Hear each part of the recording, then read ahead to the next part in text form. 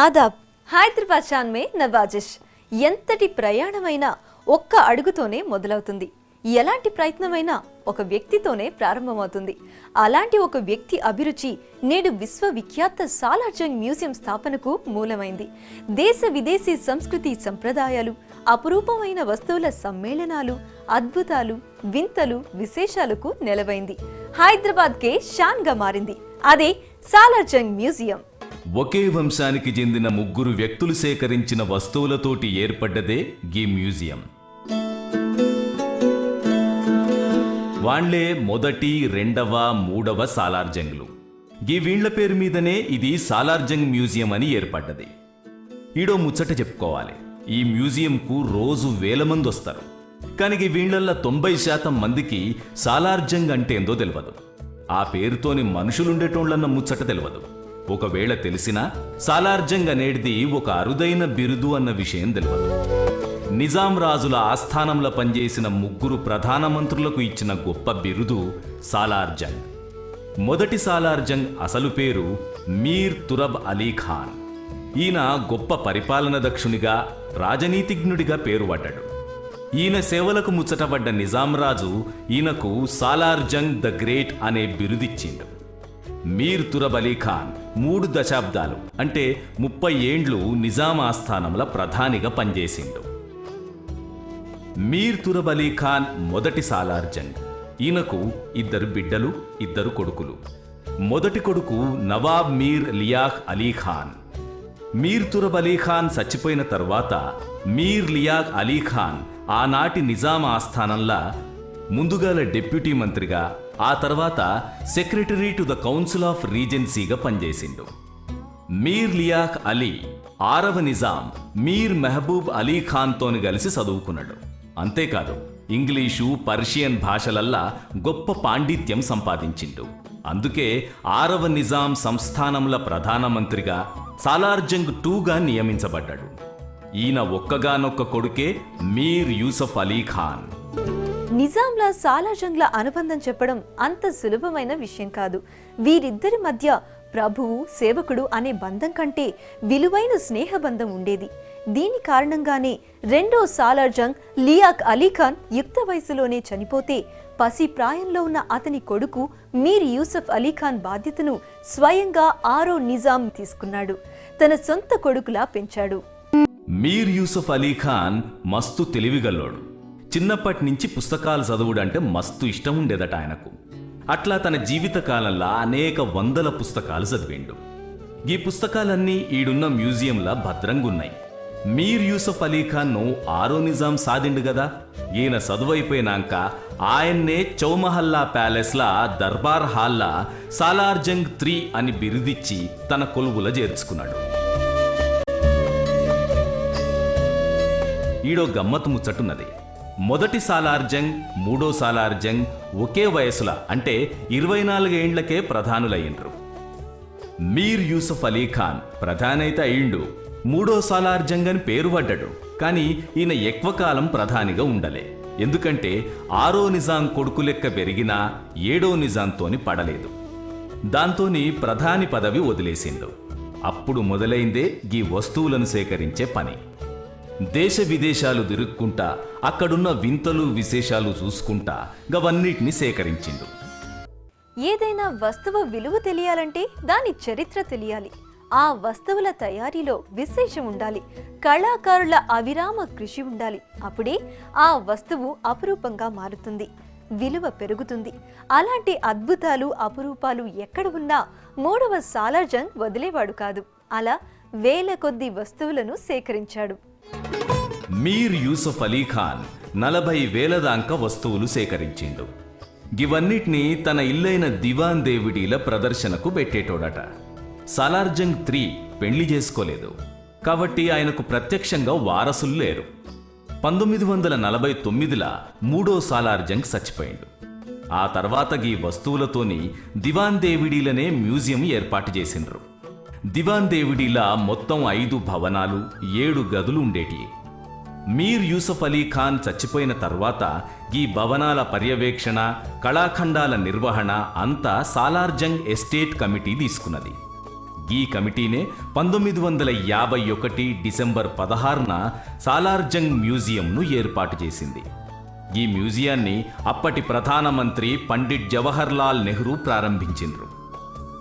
దేశ విదేశాల నుంచి సేకరించిన అపురూపమైన వస్తువులు, వాటికి చారిత్రక ప్రాధాన్యత కూడా ఉండుతోటి ఈ మ్యూజియాన్ని కేంద్ర ప్రభుత్వం తీసుకుంది. 1961ల మన పార్లమెంటు ఈ మ్యూజియాన్ని జాతీయ ప్రాముఖ్యత ఉన్న సంస్థగా గుర్తించింది. తర్వాత ఈ మ్యూజియం నిర్వహణ బాధ్యతలను భారత ప్రభుత్వ సాంస్కృతిక వ్యవహారాల శాఖ చూసుకుంటున్నది. దివాన్ దేవుడి చిన్నగా ఉండు, కళాఖండాలు ఎక్కువ ఉండుతోని వాటిని కాపాడుడు కష్టమైంది. అందుకే నయాపూల్ దగ్గరున్న 12 ఎకరాల జాగాల ప్రత్యేకంగా ఒక పెద్ద బిల్డింగ్ కట్టిండ్రు. అదే ఇప్పటి సాలార్జంగ్ మ్యూజియం ఉన్న జాగా. దీన్ని 1968 జూలై 24న అప్పటి భారత రాష్ట్రపతి డాక్టర్ జాకీర్ హుస్సేన్ ప్రారంభించిండ్రు. మ్యూజియంల పిల్లల విభాగం, టెక్స్టైల్స్, భారతీయ శిల్పకళ ఇట్లా ప్రతి విభాగాన్ని ఒక ప్రత్యేక గ్యాలరీగా, కళాఖండాలుగా ఏర్పాటు చేసిండ్రు.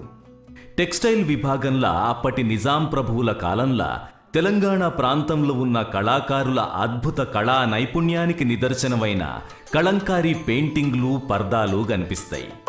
ఈ మ్యూజియంలో మొత్తం 78 గదులు, 40,000కు పైగా అద్భుత కళాఖండాలు ఉన్నాయి.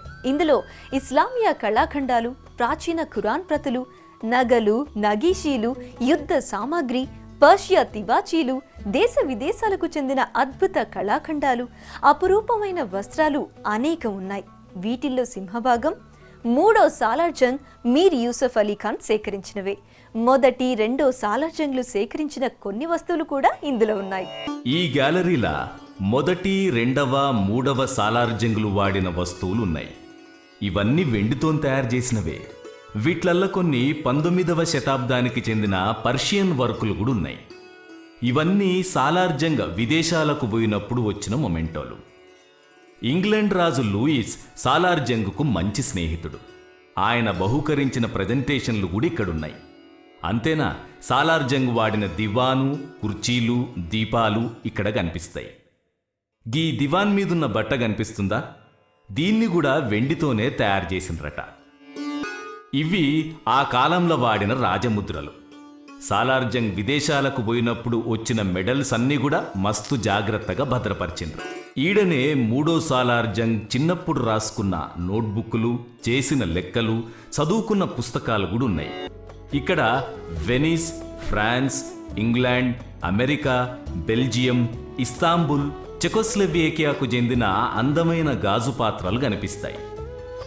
మ్యూజియంలో ఉన్న నీలి, తెలుపు రంగు పింగాణి సామాన్లు 17వ శతాబ్దంలో. గిన్నెలు, ప్లేట్లు, చిన్న సున్నితమైన టీసెట్స్తో కూడుకున్న సాత్సుమా సామాగ్రి ఇదంతా. ఈడ కట్లరీ కనిపిస్తున్నది చూడండి, గాజు కట్లరీ. ఈ గాజు గ్లాసుల మీద బంగారు రంగుల తాపడం లెక్కుంది కదా, ఇది తాపడం కాదు, నిజంగా బంగారమే. ఈ గ్లాసుల మీద నిజాం ముద్ర కూడా కనిపిస్తుంది చూడండి. ఎన్నో వింతలు, విశేషాల నిలయం సాలార్జంగ్ మ్యూజియం. ఇందులో చెప్పుకోవాల్సిన ముఖ్యమైన వాటిల్లో 3వ సాలార్జంగ్ ఫోటో గ్యాలరీ ఒకటి. దీన్ని 3వ సాలార్జంగ్ మీర్ యూసఫ్ అలీ ఖాన్ బహదూర్ 122వ జయంతి వేడుకల్లో భాగంగా ప్రత్యేక ఫోటో ఎగ్జిబిషన్గా ఏర్పాటు చేశారు. వేరే ఎక్కడా కనిపించని అపురూపమైన ఫోటోలు ఇక్కడ మనం చూడవచ్చు. మీర్ యూసఫ్ అలీ ఖాన్ చిన్నప్పటి ఫోటోలతో పాటు ఎన్నో ఫోటోలు ఇక్కడ కనిపిస్తాయి. ఇండ్లా దివాన్ దేవుడిలా రెబెకా విగ్రహం దగ్గర 7వ నిజాంతోని కలిసి దిగిన ఫోటో కూడా ఉన్నది. సాలార్జంగ్ జీవితంలో ముఖ్య సంఘటనలకు సంబంధించిన 150 ఫోటోలతోటి ఈ ఎగ్జిబిషన్ ఏర్పాటు చేసిండ్రు. 3వ సాలార్జంగ్కు మస్తు మంది సేవకులు ఉండేటోళ్లట. వంట, ఇంటి పనులు, బాడీగార్డులు, తోట పని అని రకరకాల పనుల కోసం మస్తు మంది ఉండేటోళ్లట. ఇవన్నీ వేరే వేరే విభాగాలుగా ఉండేటి. వాళ్లకు స్పెషల్ డ్రెస్ కోడ్ కూడా ఉండేదట. ఈ ఫోటో చూస్తే అది మీకే తెలుస్తుంది.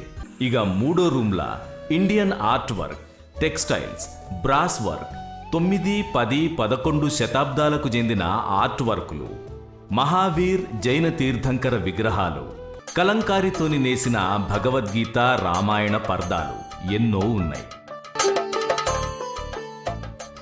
ఈ మ్యూజియంలో ప్రతి విభాగానికి ఓ ప్రత్యేకత ఉంది. అలాంటిదే చైల్డ్ గ్యాలరీ. ఈ గ్యాలరీలో సాలార్జంగ్ వాడిన సేకరించిన బొమ్మలు చాలా కనిపిస్తాయి. జపాన్, చైనా, పర్షియా, రోమన్ ఇలా దేశ విదేశాలకు చెందిన రకరకాల బొమ్మలు ఈ గ్యాలరీలో ఉన్నాయి. ఈ బొమ్మల విభాగంలో పిల్లలకు నచ్చే ఎన్నో బొమ్మలున్నాయి. వీటిల్లో బాగా నచ్చేది ఇగో ఈడ కనపడుతుంది చూడుండ్రి, గీ రైల్వే ట్రాక్ ఎంత పెద్దగున్నదో కదా. టాపులు, ఫుట్ ఓవర్ బ్రిడ్జ్లు మస్తుంది కదా. ఇది చూస్తుంటే మనకే ఒక్కసారి ఆడుకుంటే బాగుండనిపిస్తుంది కదా. ఇది మొన్నటి దాకా నడిచేదట, ఈ మధ్యనే అవుట్ ఆఫ్ ఆర్డర్ అయింది. ఇది చూడండి ఎంత పెద్ద డాల్ హౌసో. లోపల చూడండి చిన్న చిన్న కుర్చీలు, సోఫాలు, మంచాలు, గిన్నెలు ఎంత బాగున్నదో. ఈడ కనపడుతున్నదంతా సాలార్జంగ్ వస్త్ర వైభవం. ఆయన వాడినయి దేశ విదేశాల నుంచి సేకరించిన బట్టలు ఇవన్నీ. గివిట్లా వెండి, బంగారు తీగలతో నేసిన బట్టలు కూడా ఉన్నాయి. ఇప్పుడు మాడ్రన్ అంటున్న బాంధిని, పటోలా చీరలు కూడా ఈడున్నాయి. గివన్నీ నడుముకు గట్టుకునే పట్కాలు, చేతితోం చేసినాయనట. ఇక్కడ ఆశ్చర్యంగా అనిపించే ఇంకో విశేషం ఈ వస్త్రాలు ఎంత పెద్దగా ఉన్నాయో కదా. వీటిని చూస్తుంటే అప్పట్లా మనుషులు గింత పెద్దగా ఉండేటోండ్లా అనిపిస్తుంది. బంగారం పెయింట్ చేసిన గాజు హుక్కా బాటిళ్లు, 1వ శతాబ్దానికి చెందిన చోళ, పల్లవుల కాలం నాటి స్కల్ప్చర్లు, ముఖలింగం, బుద్ధ విగ్రహాలు, ఏనుగు దంతాలతో చేసిన బొమ్మలు ఎన్నో కనిపిస్తాయి. మూడో సాలార్జంగ్కి రకరకాల వస్తువులను సేకరించడం, వివిధ ప్రదేశాలు సందర్శించడం అంటే ఎంతో ఇష్టం. అందుకే ఆయన జీవితంలో దాదాపు సగభాగం అంటే 35 సంవత్సరాలు వస్తు సేకరణలోనే గడిచిపోయాయి. సాలార్జంగ్ తన తుది శ్వాస వరకు వస్తు సేకరణలోనే గడిపారు. దీనికో ఉదాహరణే మైసూర్లో కొనుగోలు చేసిన టిప్పు సుల్తాన్ ఐవరీ చైర్స్. ఇక్కడ కనిపిస్తున్నాయి టిప్పు సుల్తాన్ దంతపు కుర్చీలు. వీటిని 3వ సాలార్జంగ్ మైసూర్లో కొన్నాడట. ఈ కుర్చీలను 18వ శతాబ్దంలో 16వ లూయి టిప్పు సుల్తాన్కు కానుకగా ఇచ్చిందట. వీటిని సాలార్జంగ్ కొన్నాడు. అవి మైసూర్ నుంచి హైదరాబాద్కు వచ్చేటోర్కు సాలార్జంగ్ చచ్చిపోయిందట. దీన్ని బట్టి ఆయనకు అపురూపమైన వస్తువులంటే ఎంత ఇష్టమో తెలుస్తున్నది. ఈ మ్యూజియంలోని వస్తువులు క్రీస్తు పూర్వం 2వ శతాబ్దం నుంచి క్రీస్తు శకం 20వ శతాబ్దం వరకు గ్రీక్, రోమన్, హిందూ, జైన్, బౌద్ధ, క్రిస్టియన్, ఇస్లామిక్ సంప్రదాయాలకు సంబంధించినవి ఉన్నాయి. వివిధ దేశాల సంస్కృతులకు చెందిన ఎన్నో కళాఖండాలు ఇక్కడ మనకు కనిపిస్తాయి. భారతీయ, మధ్యప్రాచ్య, దూరప్రాచ్య, యూరోపియన్ ఒకటేమిటి, ప్రపంచంలోని అన్ని కళలకు చెందిన వస్తు సముదాయానికి సాలార్జంగ్ మ్యూజియం ఏకైక వేదిక. ఈ మ్యూజియంలోని మరిన్ని వింతలు, విశేషాలు వచ్చే వారం హైదరాబాద్ ఛానల్లో చూద్దాం. అంతవరకు సెలవు, ఖుదాఫిజ్.